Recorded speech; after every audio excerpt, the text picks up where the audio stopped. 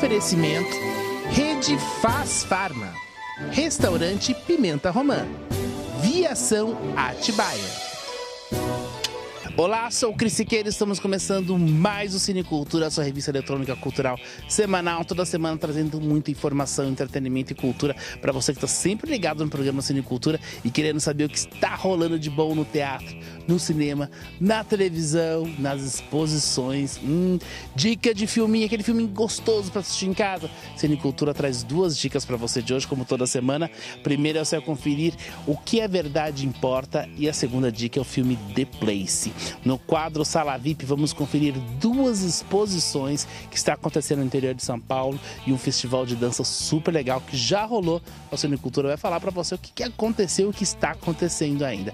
Na dica de cinema, o que curtir no cinema esse final de semana? A criançada entrando em férias, oh maravilha! Mãe feliz, pai mais feliz ainda. O que fazer com a criançada? Que tal assistir o filme Aquaman? Olha só, dica cultural, vamos continuar falando do universo do cinema. Vamos conferir a feira de cinema que aconteceu no Sesc Vila Mariana, um evento super legal explicando um pouco mais sobre o cinema e as suas curiosidades. Olha, gente, evento legal pra caramba mesmo. E vamos fechar com teatro aqui no programa Cinecultura, duas peças, que uma já saiu de cartaz, infelizmente, mas está rodando no interior de São Paulo, que é a peça Tubarão Banguela, que fez uma temporada linda no Teatro Sérgio Cardoso.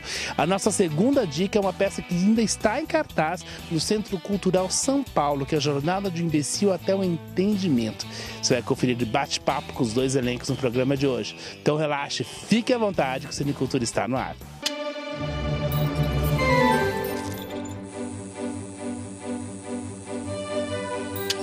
Primeira dica do Cinecultura com o filme O que é Verdade Importa. Já pensou o que é verdade importa? Importa para muita gente e essa história conta de um arquiteto que não está se dando bem no seu segmento até que um tio aparece e promete lhe dar tudo aquilo que ele tem direito de sua herança. Porém, tem um preço a se pagar por isso. Quer saber? Acho que é uma lição de vida. Vamos ver.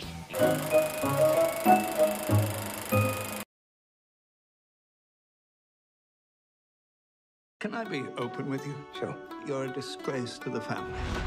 Your business is a disaster. The money's not here by Friday. I'm closing this stupid store. You're never married and you're sleeping around as if you've just discovered your Willie. I'm prepared to pay off all your debts. Of course, I'll want something in exchange. What? I want you to move abroad. You'll be living in Nova Scotia. You've got to be kidding me. Hey, I'm Cecilia. I know your uncle. He told me that you might be coming. Oh. You should put an ad in the local weekly newspaper. Yeah, I mean, that would really help me out. I'm gonna need the money. What do you want it to say? The healer. I fix anything electrical that's broken. What are you all doing here? The ad you placed. The healer? Oh! I have arthritis. My blood sugar is off the chart. Yeah, I'm like a factory of kidney stones, man. There seems to be a bit of a mistake here. I fix electrical things. So in the ad? The healer. I fix any... Wait, wait. No, I didn't say that. We came because our daughter's very sick. I can't help your daughter. Doctors say there's no cure. Hi. I'm not a healer. Healers don't exist, Alec. This is my gift to them.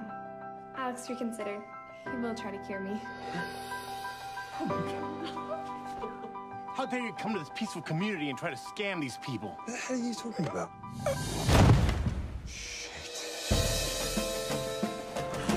Help! Help! I believe you have a gift, which brought me back. You're all clinically insane here. What is this place? Who are these people? These are your ancestors. Welcome to the family, Alec. You have the family gift, the gift of healing. Like it or not, you've been chosen. I don't want it. You could help so many people. I don't want anything to do with this. People in this town find miracles when they're on them. Just know you're not alone.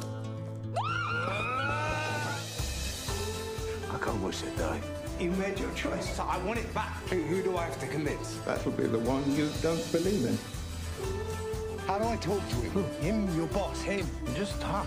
Alec and Cecilia, live for me like tomorrow's your last day. Son, there's no denying it. You are a healer. Segunda dica, vamos com o filme The Place.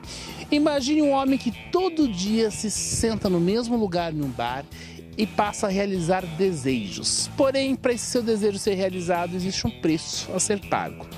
Qual seria esse preço? Por que estaria sendo tão bonzinho assim? Quer saber? Roda o trailer para nós. Mi hanno detto che lei aiuta la gente ad ottenere quello che vuole. Diciamo che offro delle possibilità. Voglio essere più bella. Io voglio che mio marito torni a casa. Una notte intera con lei. Io le darò un compito e se lo porterà a termine avrà quello che ha chiesto. Mi dica cosa devo fare. Che una cosa del genere non la farà mai. Ma perché chiedi cose così orrende tu? Perché c'è chi è disposto a farle. Voglio i dettagli. Abbiamo fatto l'amore. Pensi di rinunciare? Ho avuto un'idea. Chi sei tu? Per me lei è una specie di psicologo. Come faccio a sapere che lei non è il diavolo? Non lo può sapere. Dammi un'altra possibilità. Era questa la tua possibilità. Io ho quasi ammazzato una persona per te. L'hai fatto per te. Ricordatelo sempre. Obbliga tutti quelli che vengono qui a fare del male. No, solo alcuni. Sei un mostro. Diciamo che do da mangiare ai mostri.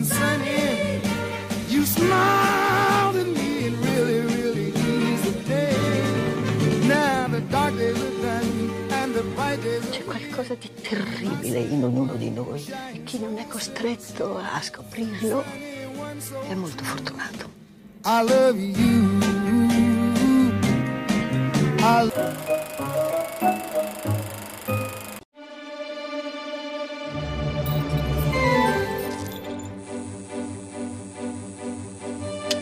Conheça um ambiente agradável para cuidar de sua barba e do seu cabelo. Clebson Barbearia oferece um serviço diferenciado com profissionais qualificados e produtos direcionados para barba e cabelo. Um espaço único na região para o público masculino, muito mais do que uma simples barbearia. Com mesa de bilhar e diversos produtos que você só encontra no ambiente certo. Clebson Barbearia.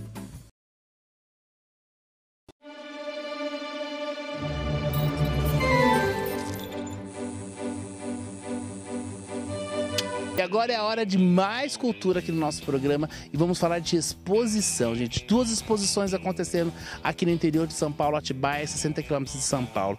A primeira exposição que acontece no Museu do Olho Latino, que é a 7ª Bienal Internacional de Gravura, gente. Super legal, acontecendo no Centro de Convenções Vitor Becherê, aqui na cidade de Atibaia. Depois temos a segunda exposição, que é Tinta Terra, Terra Tinta, que acontece no Centro Cultural André Carneiro. E vamos fechar o cine falando da segunda temporada de Dança em Movimento. Atibaia agitando a cena cultural. Vamos ver? Rita Moura vai contar tudo para nós.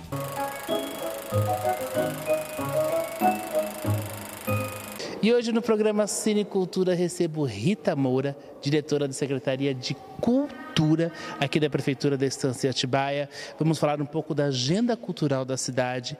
Que agenda rica, Rita. É tão lindo você olhar no material e falar assim, olha gente, quanta coisa aconteceu na sua cidade. Primeiro vamos falar do 7ª Bienal Nacional de Gravura do Museu do Olho Latino. Queria que você começasse falando desse evento, Sim. que é um evento super importante, o Museu do Olho Latino. Há quanto tempo está em Atibaia? Um trabalho super, super lindo que vale a pena a gente divulgar, né? Sim, o Museu Olho Latino ele atua já há mais de 10 anos em Atibaia, né, uma parceria com a Prefeitura, e agora a gente está com a Bienal Nacional de Gravuras, onde o Paulo Cheida, que é o curador, trouxe diversos artistas expondo, né, com esse trabalho maravilhoso da gravura, que é uma arte extremamente técnica, né, e aqui a gente vê exemplares de um trabalho riquíssimo, né, que a gente pode apreciar ao contemplar a exposição. Quantas obras estão expostas, Rita? Olha, são mais de 30 obras. Que maravilha isso, viu? Tem o coletivo Olho Latino, que tem uma instalação, e além dos artistas do coletivo, existem outros artistas convidados com trabalhos do acervo do Museu Olho Latino, com técnicas diferentes de gravura. E a exposição no Museu do Olho Latino fica até quando, a exposição de gravuras? Ela vai até dezembro. No dia 20 de dezembro. Uma agenda boa. E tem mais exposição acontecendo a partir de amanhã no André Carneiro, né? Isso, amanhã tem abertura no André Carneiro da exposição Tinta Terra, Terra Tinta, dos artistas Ivan Gamazo e Bruno Lima Lira, né? Eles têm uma pegada mais contemporânea, é um trabalho de arte contemporânea, e a gente pode ver, são obras em formatos maiores, né? São obras em grandes formatos. Então a gente pode conferir no Centro Cultural André Carneiro a partir de amanhã e vai também até dezembro. É bonito de ver nossas instalações públicas sendo movimentadas dessa forma, trazendo exposição no momento que a arte, a cultura é a única forma de recurso da gente trazer informação para as pessoas, né, Rita? E a participação. Eu acho que é muito importante a gente pontuar essas ações da Secretaria de Cultura tem realizado nos últimos anos, principalmente investindo muito em exposições, dando oportunidade para os moradores de Atibaia, para quem às vezes está no interior, não vai para a capital, ter acesso à cultura. Eu acho que o principal objetivo da Secretaria é esse, dar acesso à cultura a todos, né? Sim, exatamente. A gente tem um olhar para o pessoal da cidade e também da região, porque a gente entende que é importante esse intercâmbio, né, de trazer os vizinhos, né, para exporem aqui, assim como a gente também buscar contatos em outras cidades, porque aí a gente consegue realmente fazer com que a arte circule, né, que os artistas também ganhem maior visibilidade, não só na cidade quanto na região. Você que tem um trabalho muito forte na cidade, Rita, como Atibaia é rica em questão de artistas, né? É algo impressionante. Sim, Atibaia realmente tem, e em todos os segmentos, né? E quanto mais a gente procura, mais a gente encontra, né? Então a gente tem muita gente, tem bastante gente talentosa, tanto na música, no teatro, nas artes visuais, né? Em todos os segmentos, na dança, né? Que agora a gente vai ter essa oportunidade também de conferir os artistas da dança. Qual vai ser essa oportunidade? Conta um pouquinho dessa. Então, a gente já iniciou nessa semana a segunda temporada de danças, que essa edição tem o nome de Em Movimento, né? Então, iniciou no SESI com vários workshops e amanhã ela começa aqui no Centro de Convenções, quer dizer, vai dar continuidade no Centro de Convenções, com workshops, palestras, apresentações das academias, de profissionais da dança da cidade. Então, é uma forma que a gente encontrou, né, através de uma lei, de fomentar a dança na cidade de Atibaia. Isso faz parte do calendário oficial da cidade já, essa ação, Rita? Faz. Já é o segundo ano. Como eu falei, é uma determinação através de uma lei, né? E a gente traz todos os anos essa temporada. Então, a gente está na segunda edição, que é justamente para fomentar a dança. Que legal aqui em Atibaia. Quantas academias, você faz ideia quantas academias envolvidas nisso? E, antes de tudo, como a gente está dando uma projeção para a dança, né? Porque é muito importante mostrar, porque é sonho de muitas meninas, sim, e, antes de tudo, realização de muitas famílias e incentivar mais uma vez a cultura através dos movimentos, sim, como a dança. Né? Porque a dança, ela tem vários fatores, né, de importância. Não só a questão da realização do sonho, mas a própria brincadeira, né? Porque, assim, a dança, ela também é muito lúdica, né? Então ela pode desenvolver outros aspectos também. Então ela tem, assim, ela é muito completa, né? Então trazer isso para o público apreciar e poder vivenciar através desses workshops realmente é uma coisa muito bacana que está acontecendo. Maravilha. Então, gente, anote na sua agenda aí a 7ª Bienal Nacional de Gravura do Museu do Olho Latino, que está acontecendo aonde, então, Rita? No Centro de Convenções e Eventos Vitor Brecheret. Maravilha. Também temos exposição Tinta Terra, Terra e Tinta no Centro Cultural André Carneiro. Tudo aqui em Atibaia, viu? E vamos fechar com a segunda temporada de dança Em Movimento. Isso acontece no Centro de Convenções e Eventos Vitor Brecheret, sábado e domingo. E outra coisa, a programação completa está no site da Prefeitura. E olha, o site está aqui embaixo, gente, facinho, só você acessar lá, dar uma olhadinha. Final de ano, decoração de Natal. Tem alguma coisa que pode falar para nós, Rita? Então, tá vindo aí também a programação de Natal, que está bem recheada. Provavelmente a partir da semana que vem a gente já tem a programação oficial. Passa aqui pelo Cinecultura para avisar todo mundo? Sim, claro. Combinado? Combinado. Perfeito, então. Obrigado, Rita. Imagina, obrigada a você.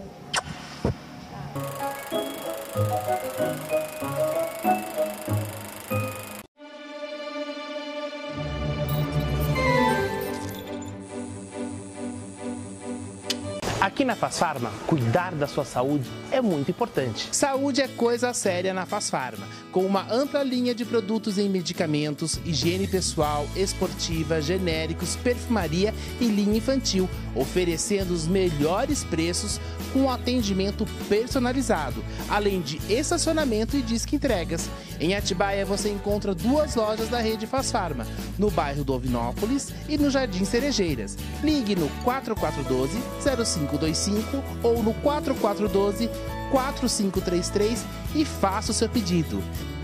Se faz bem, a gente tem. Rede Faz Farma.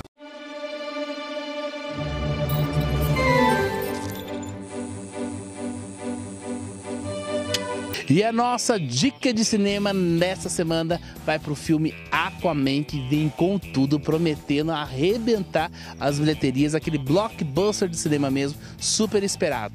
Confira agora no programa Aquaman, rolando no Cinecultura.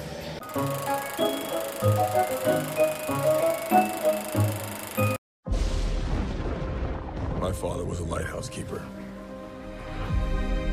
My mother was a queen.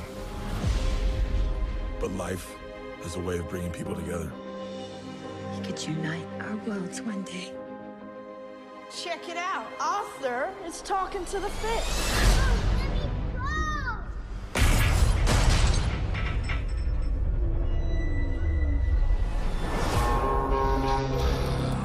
They made me what I am.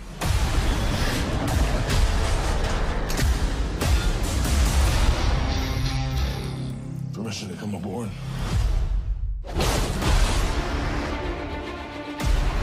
I've been looking for you. Your half-brother, King Orm, is about to declare war upon the surface world. The only way to stop this war is for you to take your rightful place as king. Trust me, I am no king. You do your best thinking when you're not thinking at all. That was the worst pep talk ever. Might want to strap in. Welcome home.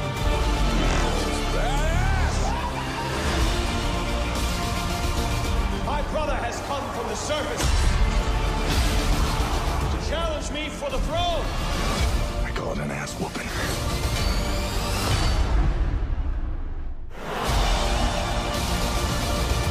I'm no leader. I came because I have no choice. I came to save my home and the people that I love. You think you're unworthy to lead because you're of 2 different worlds.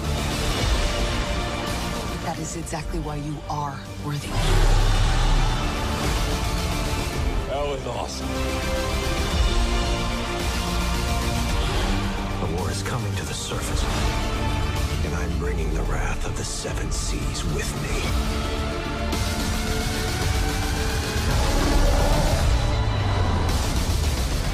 Here. What are you doing? Wait. You should have a parachute. Redheads, you gotta love them.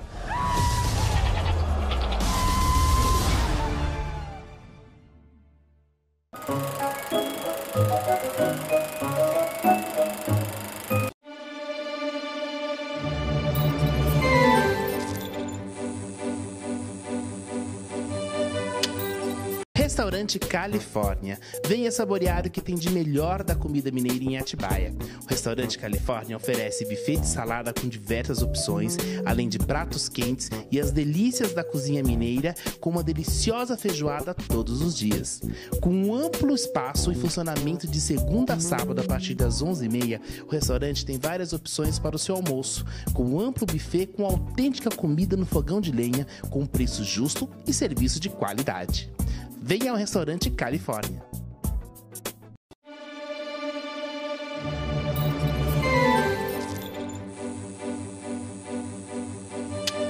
Dica cultural foi até o Sesc da Vila Mariana conferir a Feira de Cinema, gente. Uma exposição reunindo diversos equipamentos em torno do cinema, inclusive fitas 35mm mostrando como que é gerado o cinema e fora a oportunidade que o público tem de encontrar vários cineastas que fizeram várias apresentações, vários debates falando um pouco do cinema, explicando o que é cinema, oficina envolvendo o público infantil para ter noção do quanto é importante o cinema para nós, gente. Na era digital que se fala em tudo em questão de minutos e gravações rápidas, vamos entender como que surgiu esse universo do cinema que tanto nos envolve. Vamos então ver?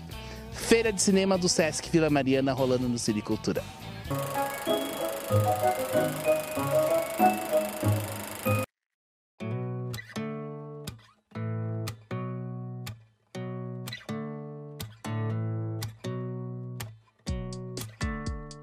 Feira de Cinema do Sesc, o Cinecultura está aqui cobrindo esse evento. Tem ao meu lado um dos curadores do evento, Caio Lazaneu. Caio, parabéns pela iniciativa. Acho que tem que trazer o cinema, de tudo explicar o que é o cinema e da onde vem o cinema, né? Formação de público é importante, né? Sem dúvida, Cris.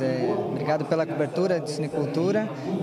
A gente faz uma feira aqui nesses 4 dias dedicada ao cinema, sobretudo ao suporte da película, né? Então, o cinema que foi substancialmente importante durante mais de uma centena de anos, né? Continua presente no imaginário, continua presente na gênese do cinema, na história de gerações que passaram pelo cinema, que produziram cinema, mas é uma modalidade, um tipo de cinema que está em pleno processo de extinção. Exatamente. Né? Os adolescentes têm que saber de onde veio o cinema e como funcionou o cinema, né, Caio? Isso, no seu suporte material, a película cada vez mais tem acentuadamente sendo substituída pelo suporte digital, né? Então, nesses 4 dias a gente dedica uma programação integralmente ao cinema no seu suporte da película, né? Com destaque ao Super 8, ao 16mm, com projeções de 16mm, com feira com equipamentos de Super 8, com revelação de Super 8, né? Até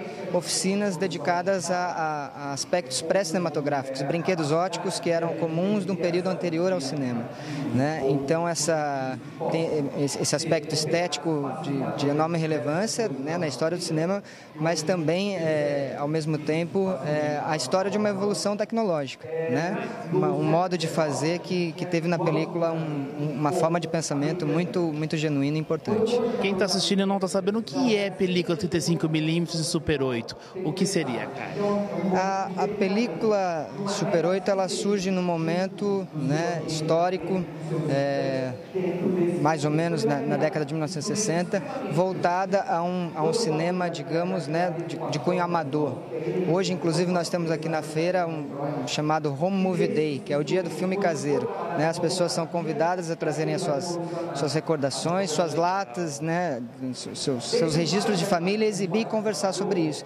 Quer dizer, o Super 8 ele era um suporte de 8mm, né, surgido para baratear uma produção mais, digamos, caseira, num aspecto muito positivo, amadora, né, que propiciou desde de inovações artísticas, de um cunho mais experimental, de realizadores, né, que faziam cinema com suportes Super 8, até mesmo esse registro despretensioso, registro familiar. Quer dizer, então pela bitola ser pequena, 8mm era muito mais barato, né? O chamado cinema de 35mm, né, que já está associado praticamente desde a gênese do cinema, né, é o suporte de 35mm de tamanho mesmo, traz todo esse aspecto, esse imaginário do chamado cinemão, né? Um cinema já mais caro, blockbuster. Não necessariamente blockbuster, né? Há também um experimentalismo que pode ser visto, experienciado em 35mm, mas é uma película cara, né? De uma outra forma de procedimento e de pensamento, uma outra estrutura de produção, né? Então a gente, nesse universo da película, também vai passar por relações econômicas diferentes, né? Por relações de estéticas diferentes.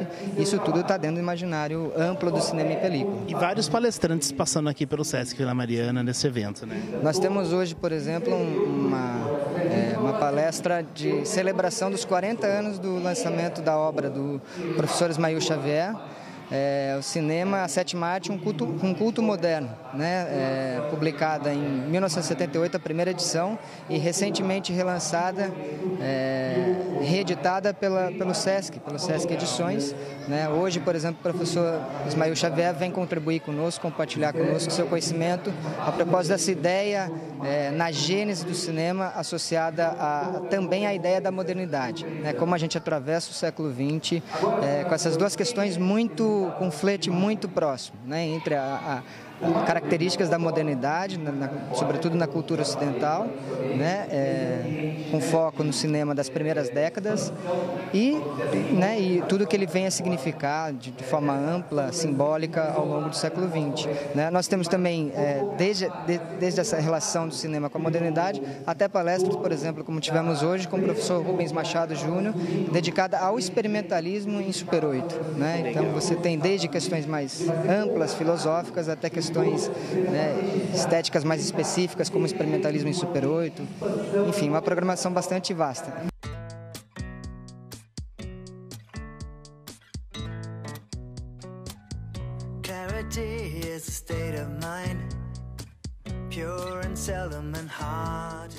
Agora falo com o Wilson Lazzaretti, que está aqui com essa criançada, explicando um pouco do cinema para ela, mas de uma forma mais lúdica, né, Wilson? Sim, na verdade, assim, esses brinquedos, a gente chama de brinquedo óptico, mas não é brinquedo óptico. Na verdade, era um aparelho era um instrumento de medicina, de medição, como tem o estetoscópio, né? Então esse aí mas eles queriam saber, o Platô e o Horner, né? Trabalharam, são um belga, outro inglês. Eles queriam saber quanto tempo a duração da imagem, quanto tempo uma imagem dura na retina do olho humano, né? E naquela época não tinha fotografia, 1833. Então eles utilizavam desenhos, né? Sempre toda a humanidade, há milhares e milhares de anos, usou o desenho, é uma coisa bem desde as cavernas, né? Para poder se manifestar. Se expressar, uma forma de linguagem. Exatamente. Então fizeram os primeiros desenhos. E depois de medir todo, sabendo quanto dura uma imagem na retina, esses brinquedos esses instrumentos passaram a ser uns brinquedos. E vencia o tédio das crianças até a invenção do cinema praticamente, em 1895, né? Aí então passou a ser para público, né? Porque era limitado. A animação, nesse caso, desses brinquedos, estava limitada a ser cíclica. Quer dizer, uma coisa que vai e tem que voltar para o mesmo lugar. Por exemplo, não dá para fazer um pintinho nascendo e ir embora, né? Exato. Tem que fazer o pintinho, ele nasce do ovo, mas tem que voltar para o ovo, né? E assim vai. O sol se pondo e nascendo e se pondo, a lua nas suas fases, uma flor a flor não pode crescer e florescer, ela tem que crescer e decrescer. É uma linguagem, né? Isso é uma linguagem. E isso tornaram muito popular. Até hoje, se você pegar um grande animador, assim, de grandes estudos, ele vai ficar encantado com um aparelhinho tão simples, né, que gira e você ter o movimento na ponta do lado. Eu tenho um amigo meu desenhista, ele faz em várias folhas e vai voltando, e o movimento é perfeito, da mesma figura, com várias ações diferentes, mas que dá aquele movimento que a gente vê na televisão em si, né? Isso exatamente, isso é assim que se faz. E agora, esse descobrimento da imagem, de uma projeção sua poder se mover, é desde a época das cavernas. Até hoje é fascinante você projetar a tua sombra na parede com uma vela, uma lâmpada, né? É o que o homem das cavernas fazia. Aquilo era um ritual. Então isso também é animação, né? Você está provocando vamos dizer assim, abstraindo uma realidade, porque não é você, a sua sombra, é projetada na parede. E nas cavernas, o próprio o fogo, o flick do fogo, projetava umas imagens na parede, flicando, né? Isso alterava a nossa retina também, né? Nossa capacidade de reter as coisas. Então, na verdade, o grande descobridor da animação foi o homem das cavernas. Depois de milhares e milhares de anos, aí veio os brinquedos ópticos e depois, finalmente, o cinema. Do cinema para cá foi uma evolução muito grande. Mas a essência da própria arte está nesses 30 mil anos de história, né? E as crianças, como que reagem na oficina Qual a sensação? O que você faz? Assim, é surpresa, né? Assim, porque primeiro você vê, você acha que aquilo não vai funcionar. As crianças acham não vai funcionar. Ah, mas funciona, né? E depois ela compreende todo esse processo que eu falei para você, que tem 30 mil anos, né? Que está embutido na gente, é claro, senão não teríamos como... E depois um sorriso. Então, funciona mesmo, né? Um coração pulsando, entendeu? Você consegue, assim, fazer grandes coisas na animação. Aliás, existem os clássicos da animação nessa linguagem, né? Se você vai lá para a França, você vai nos museus, ainda tem esses brinquedos óticos originais, né? Que são as sensações que o pessoal vê até hoje. Muito legal. E essa, na verdade, é um chamado para essa oficina, né? Então, esses brinquedos é tudo de papel, o pessoal leva para casa, faz um pouquinho em casa. E leva um pouco da história do cinema de alguma forma, porque a gente tem que formar novos públicos, né? Claro. Nós estamos passando por mudanças, né? Aliás, a grande falha do cinema brasileiro é não ter público. Exatamente. Nosso cinema nacional sofre com isso, como também o que vem de fora. Então, seu cinema é sobretudo um ritual, né? Que você sai, vai para casa, e sai de casa e não vê na televisão, né? É diferente. Exatamente. Wilson, muito obrigado por participar do Cine Cultura, viu? Tá bom, eu que agradeço, né? Espero aí topar a próxima. Obrigado.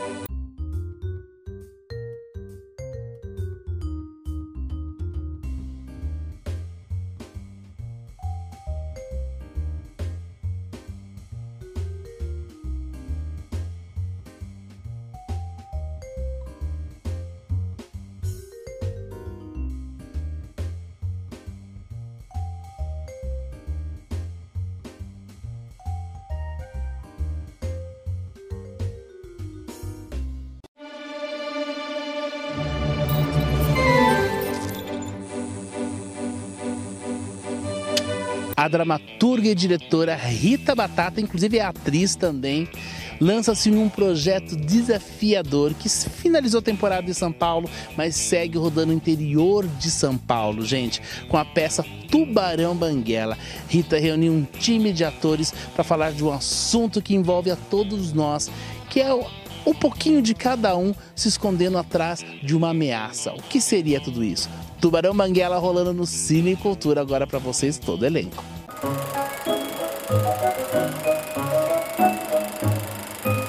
Hoje no Cine Cultura estamos aqui no Teatro Sérgio Cardoso, estou com o elenco da peça Tubarão Banguela. Eles vão se apresentar para vocês, começando por ele que não sabe quem é, vamos ver se ele vai se lembrar. Eu lembrei quem sou eu. Eu sou o Leandro De Rico, ator. Qual personagem que você faz, Leandro? Eu faço o velho, o surfista e o grande homem branco. Eu sou a Rita Batata, eu sou a diretora e dramaturga. E essa pergunta, que personagem você faz nessa peça, é difícil de responder. Fiz todos. Vários personagens. Boa. Exatamente, eu sou Mariana Leme. Sim, eu faço a Cocota, a mãe, faço Alice, que é a filha do velho. Acho que é isso. Tem mais. Deve ter mais, né? Deve ter mais. Narradora. Eu sou o Rafael Pimenta, eu sou ator também e eu faço o piloto e o moço da Xerox. E ela da espinha? Adorei! Foi só pra marcar. Eu te adoro, não tem ódio de mim. Pra relaxar, não é? Pra relaxar. Eu sou a Bela Marcati, que não se maquiou porque não teve tempo. E eu faço A equipe chegou muito antes, atrapalhou. Sou a Bela Marcati, que pegou o trânsito pra chegar. Como sempre, né, Bela? Sempre. São Paulo, eterno trânsito. Exato. E eu faço a Cocota, amiga da Cocota, faço a namorada do surfista, que é atacado pelo tubarão, e faço a Nicota, que é uma criancinha de 4 anos. Vou começar com você, Bela. Tá bom. Fala um pouco do seu espetáculo para nós, o que o público encontra aqui no Teatro Sérgio Cardoso. Bom, o público já chega e encontra um clima de praia. Não temos coxias, a luz é bem clara, temos 4 sóis assim nas laterais. Então, os meninos estão tocando o ukulele, então já começa um clima de praia. Uma praia teoricamente vazia, um pouco tediosa, até que acontece um ataque de tubarão. E esse ataque de tubarão é o start, né? O começo para toda a reviravolta da história. E aí a gente vai começar a ver um pouco de como esse acidente, esse ataque reverberou em todas as pessoas que estavam na praia e seus familiares. Então é como se fosse uma rede que vai se abrindo assim ao longo da peça. Vai ligando uma história na outra, Rafa, é isso mesmo? É isso. As pessoas estão ligadas aqui? Dá pra pensar também numa espécie de onda, como que é algo que vai se abrindo assim, e vai tomando conta vai afetando as pessoas ao redor desse acontecimento. Então, por exemplo, a gente tem a história da filha do velho. Enfim, eu não vou contar o que acontece com o spoiler! Não, vai! Já é um spoiler muito forte. Mas a gente tem interior ainda pra ir. Quando a gente for pra Atibaia aí. Mas a gente tem a história da filha do velho e enfim, o fato de ela ir até a praia, buscar mais informações sobre o que aconteceu e tudo mais. E a história do piloto e sua filha e sua ex-mulher. O piloto que age no resgate de um surfista atacado pelo tubarão. Esse tubarão, Mari, no caso, então, ele é o fio condutor de todas as histórias. Ele é um elo aí, um ponto em comum entre essas várias histórias. O ataque acontece nessa praia onde estão essas várias personagens. E é o que liga tudo aí. O que é muito legal é que vocês vivem vários personagens, não um personagem único, né? Isso é diferente pro ator. E se fala assim, tem um espetáculo, tem vários personagens, não são um personagem. Sim. Como que é o processo pro ator disso tudo? Foi uma descoberta, assim, porque de uma cena para outra a gente pula de personagens completamente diferentes, assim. Mas acho que também tem uma coisa do jogo que se estabelece do espetáculo, que é a gente resvala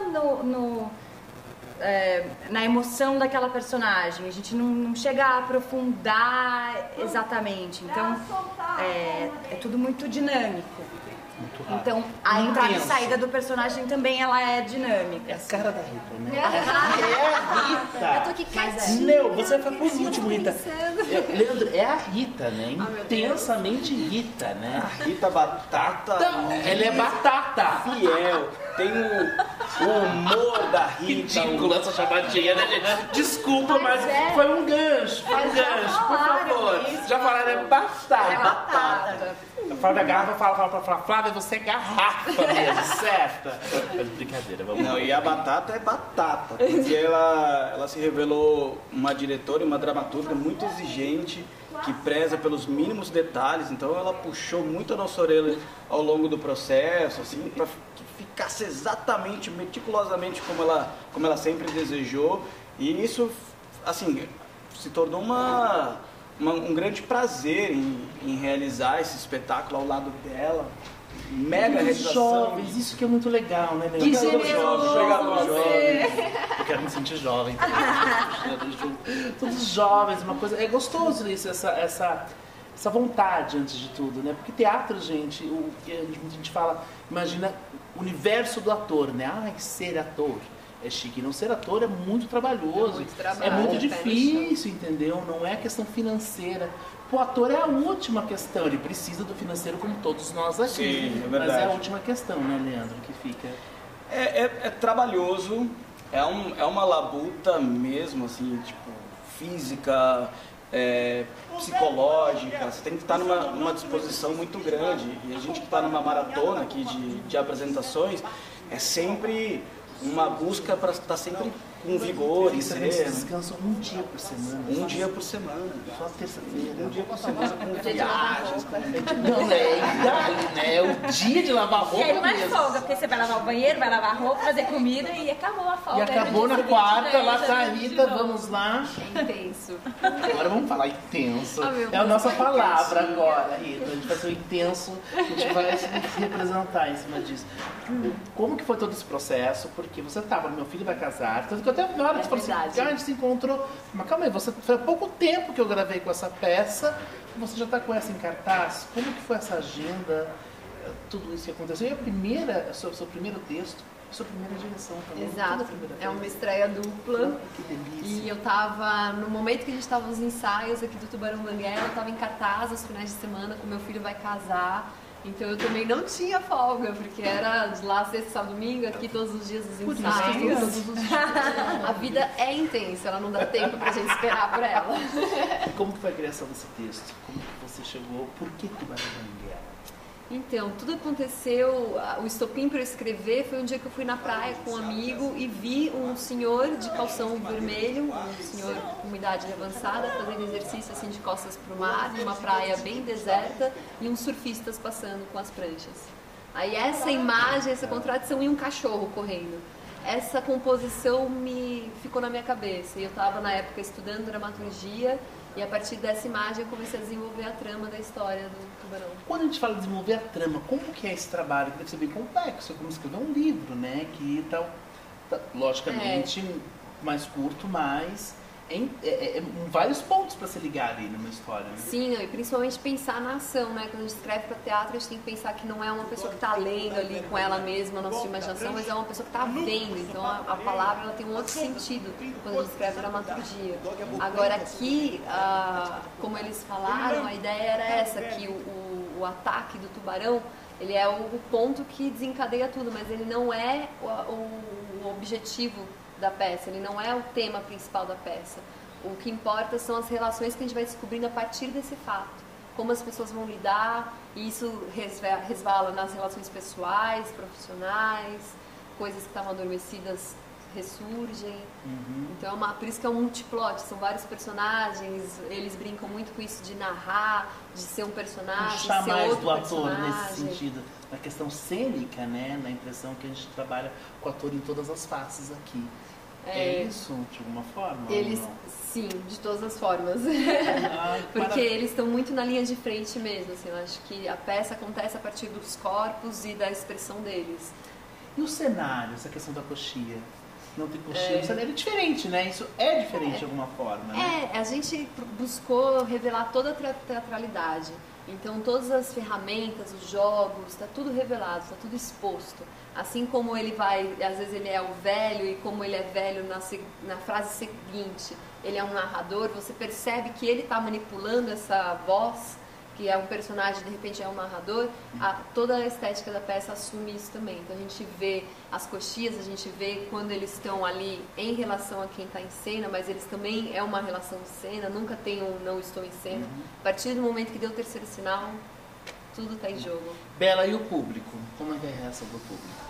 Tem de tudo. Desculpa. Imagina. Tem gente que se emociona muito. A gente descobriu isso fazendo que existem duas maneiras de assistir essa peça. Ou você se envolve pelo lado lúdico da história, que é a maneira que a gente conta, que é muito corporal, então tem piada, tem personagem. Então a pessoa fica ali brincando de assistir, e aí ela sai leve e fala, ai, adorei. E tem gente que vai pelo texto, que já é um texto um pouco mais dramático, mais profundo. Tem gente que sai assim, nossa. Você encontrou com algum dos personagens em algum momento ali? Sim, tem gente que se emociona, que chora. E fala, nossa, esse final, quase chorei. Tem gente, nossa, essa criança, meu Deus, eu chorei. Então tem público de todos os tipos. As pessoas se identificam, cada um se identifica com, acho que o momento que a própria pessoa está vivendo, a gente vai pegar por um lado, sabe? Estão finalizando a temporada aqui no Sérgio Cardoso, mas estão no interior de São Paulo. Não sei se vocês sabem, dia 24 de dezembro você tem apresentação. Ela avisou dia 24 e dia 31 também. Tá? Se vocês achavam, porque estava perto de terça da folga, esquece. Mas estão indo no Natal. Somos jovens. Somos jovens, dispostos. Eu vou estar lá junto, enquanto acompanhando. E está finalizando a temporada aqui no Sérgio Cardoso, mas continua no interior, rodando no interior. Sim. Isso é muito legal, como você falou assim, lotado no interior de São Paulo, por onde vocês estão passando. O quanto é importante, então, gente, cidades do interior de São Paulo que estão assistindo Cinecultura, estão acompanhando, fora do estado também, gente. Vamos fomentar isso, Prefeitura, Secretaria de Cultura de cada município, vamos movimentar, vamos trazer o pessoal, vamos dar oportunidade para as pessoas terem acesso ao teatro, né, gente? Porque é muito legal isso, né, Rita? Aqui a gente está viajando pelo Circuito Cultural Paulista, que é uma ação do governo do estado. Que legal. Em conjunto com as prefeituras dos municípios. A gente fez já 4 cidades, ainda tem mais 2 para a gente fazer. A gente vai para Rio Grande da Serra e São Carlos.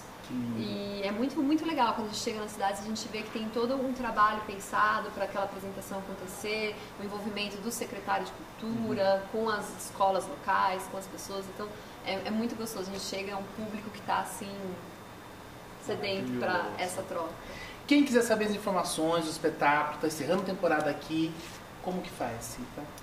A gente tem a Rima Coletiva, que é a gente tem no Facebook e no Instagram, é só procurar, lá tem todas as Rima informações. tá aqui, o endereço aqui embaixo, estão vendo? Sim, aqui, ó. Olha, legal, gente, legal, tá aqui. Ali tá aqui o link, então acesse, as informações estão todas lá. Muito obrigado. Obrigada. Bom Natal, bom 2019 pra nós aí, beleza? Sim, bom fim de ano, né?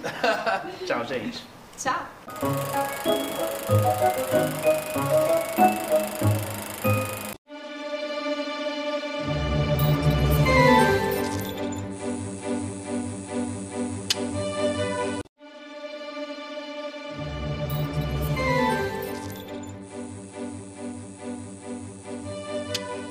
E agora temos um texto de Plínio Marcos, com a direção de Hélio Cícero, direção musical de Dagoberto Feliz e um elenco super alinhado que tem Jairo Matos, Douglas Simon, Fernanda Viacava, Fernando Trauer, Hélio Cícero e Rogério Brito. E assistência de direção de Marina Soares. É a peça Jornada do Imbecil até um Entendimento, que segue temporada no Centro Cultural São Paulo até o dia 16 de dezembro.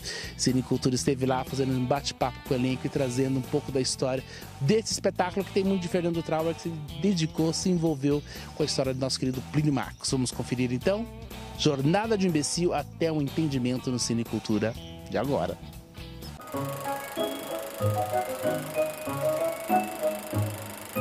Cinecultura invadindo o Centro Cultural São Paulo. Eu adoro esse espaço, gente. É muito bacana. É demais, é demais. É um espaço assim precioso aqui em São Paulo. Esse aqui, você sabe que é o meu primeiro sucesso no teatro, foi aqui e foi no outro porão acima que tem. O Jardel? Não, ao lado do Jardel. Agora é uma assessoria de imprensa. Mas há 30 anos atrás eu fiz um espetáculo aqui chamado Concílio do Amor, que foi um sucesso internacional. Ai, que delícia! E agora voltando para um porão também aqui. O bom filho a casa torna, né? Com certeza. Gente, vamos apresentar. Vamos lá? Olá, tudo bem? Eu sou Douglas Simon. Eu sou Jairo Matos.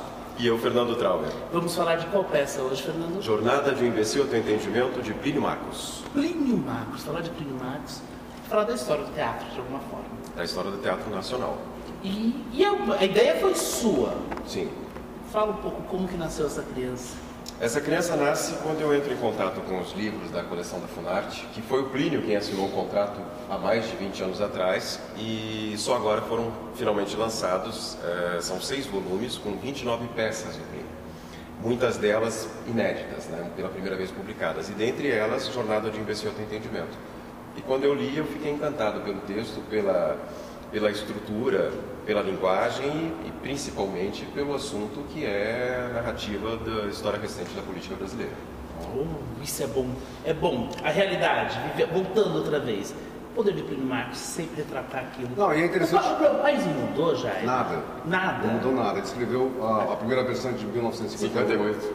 Depois 65, se não me falha a memória. Ele refaz, mas não mudou nada.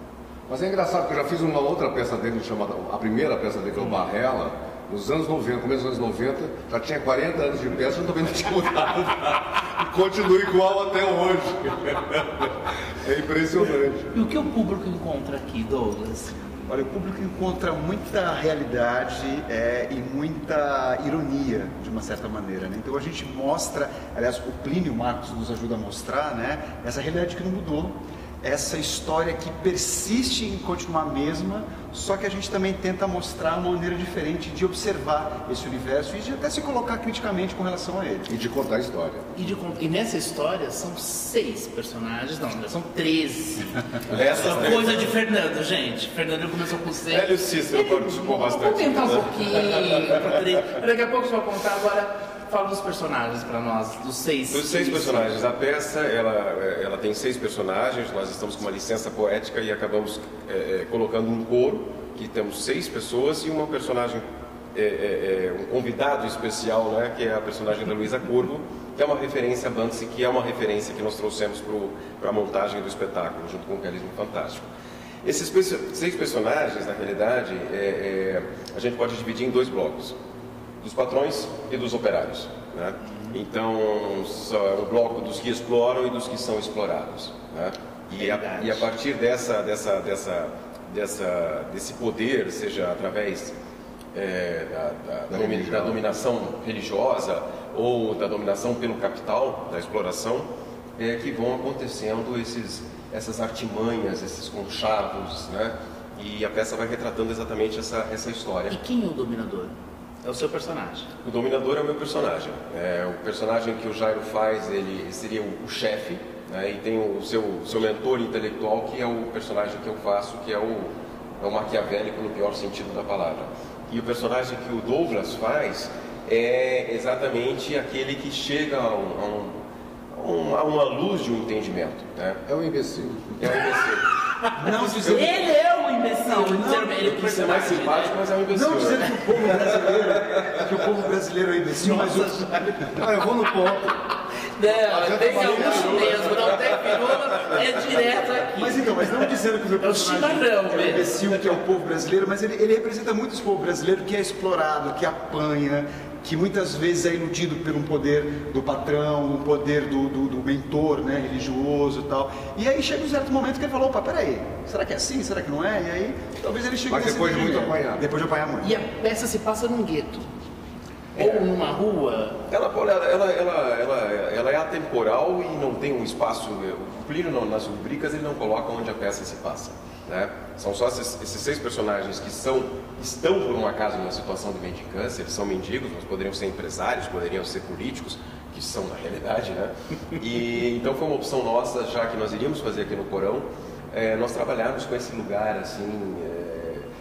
O Hélio trabalha como se fosse uma estação de trem abandonada, um trem fantasma, enfim, essa galerinha vive por aqui, né? E aqui eles é o gueto deles, como tu falaste, é onde eles vão sobrevivendo às custas da exploração um do outro, né? Ou Não existem santos aqui. Não existe santo em nenhum lugar. Não, eu acho que essa é o grande barato da peça do Plínio, né? A narrativa dele o tempo todo joga na nossa cara fazendo e do público, exatamente, não tem santo. Né?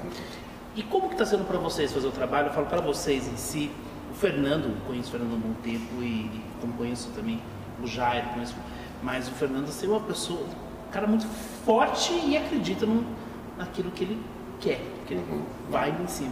Como que está sendo dividir cena com ele, trabalhar com o Fernando, que eu falo no geral, porque a gente tem que falar porque a ideia surge daqui, né? E nós nos envolvemos na sua ideia de alguma forma. As partes boas, Jairo, por favor. Não, pode falar, você é gaúcho aqui, não tem papo furado, é direto. Pode falar.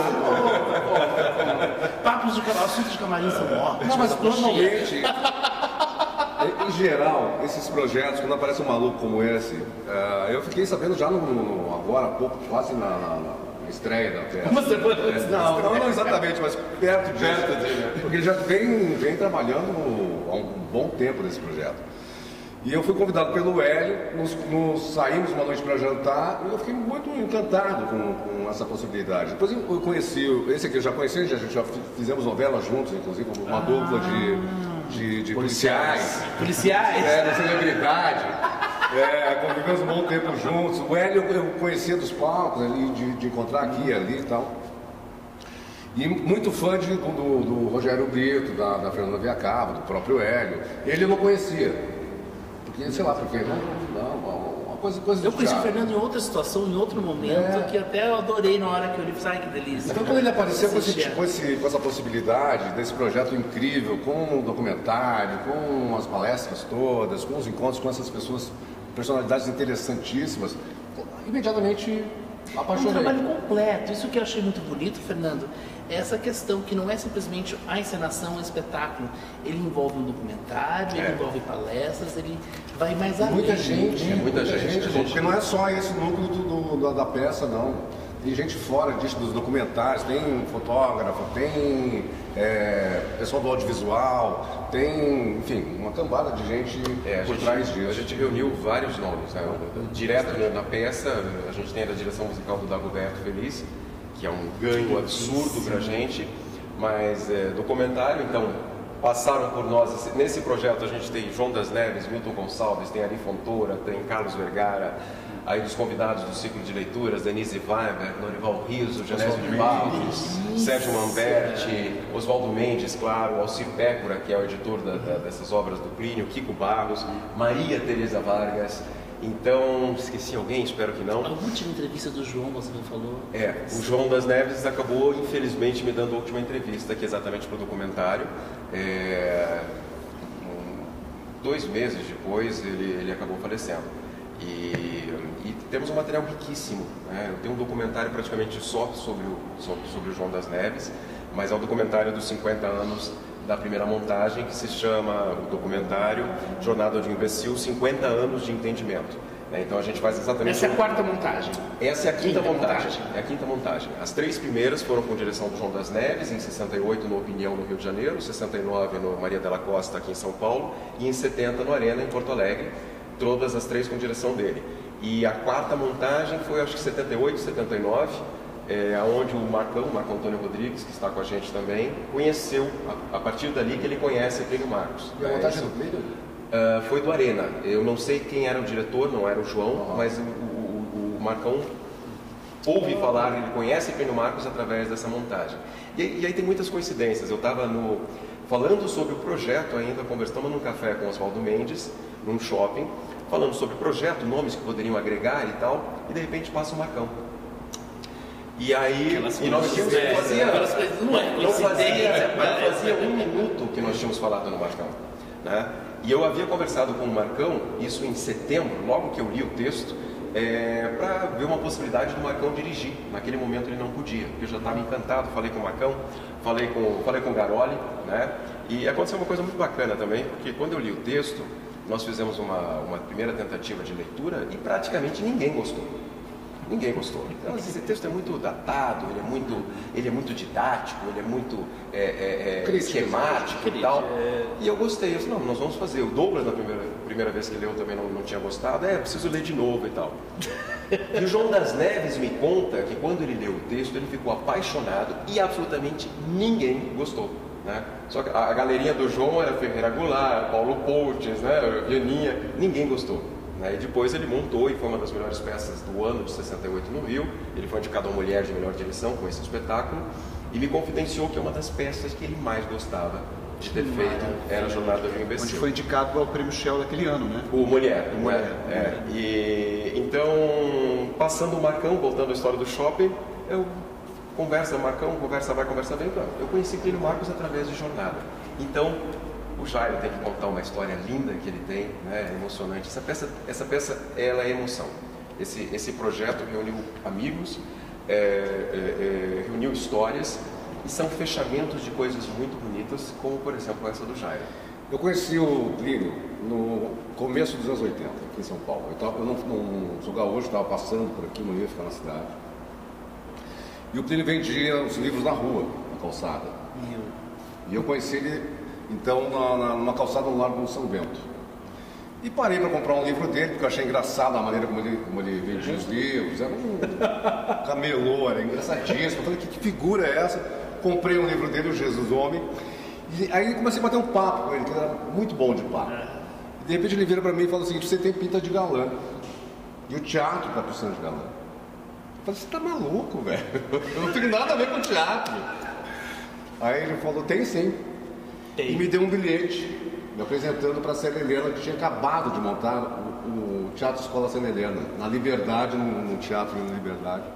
Ele falou, vai lá, isso era tipo 11 horas da manhã. Eu peguei o bilhete e falei, esse cara enlouqueceu. Mas eu olhei o bilhete e falei, bom, não tenho nada a perder. Fui lá, bati na porta. O Zé, que era o administrador do teatro, abriu e falou, pois não. Eu falei, eu tenho um bilhete aqui do Plínio Marcos. E pediu pra eu passar.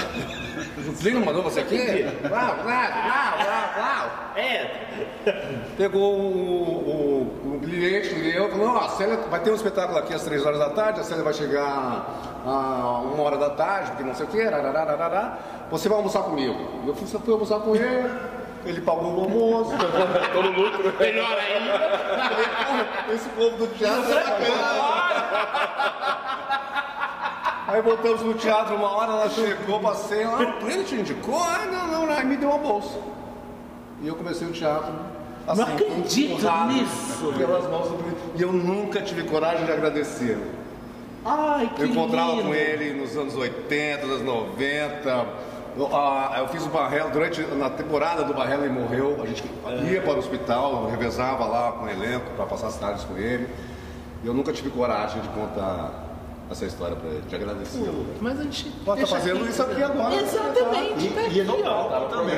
No palco, que coisa linda. Gente, muito obrigado, Fernanda, obrigado, Jair, obrigado, Douglas. Serviço para quem está em casa, vamos lá? Vai lá, passa para Jornada de Imersão e Entendimento, Centro Cultural São Paulo, no Espaço Cênico Ademar Guerra, sextas e sábados às 21 horas, domingo às 20 horas, até 16 de dezembro. E temos 2 mais sessões de acessibilidade, Douglas. A gente queria agradecer, né, a Prefeitura, porque a gente, entre outros grupos, nós somos contemplados com o Prêmio Zé Renato, né, porque sem dinheiro a gente não consegue fazer nada, né? Então a gente teve essa verba para poder montar o espetáculo e a gente quis retribuir também para a sociedade de uma maneira inclusiva. Então a gente está fazendo, além das apresentações com preço popular aqui no Centro Cultural São Paulo, a gente tem 3 apresentações, a gente já fez uma, então 2 apresentações com acessibilidade. Então você que é surdo ou que é cego, que vem ao teatro, a gente vai ter libras e audiodescrição, você que tem um parente, ou mesmo que você, né, queira ver o espetáculo porque é aberto, né, a gente quer agregar todo mundo aqui no palco, então a gente tem mais essas 2 apresentações que é semana que vem, que é dia 15, dia 1º de dezembro e dia 15 de dezembro às 17 horas aqui no Centro Cultural São Paulo. Chega uma hora antes e retira o ingresso aqui completamente gratuito na bilheteria. E a última coisa, é uma comédia, gente. Venham. Obrigado. Valeu.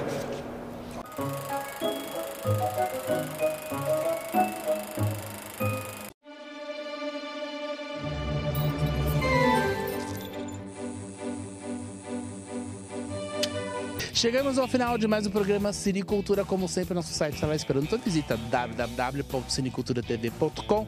Também estamos no Twitter, também estamos no Facebook, onde você procurar, lá está o programa Cinecultura. Inclusive, quer rever os episódios do programa?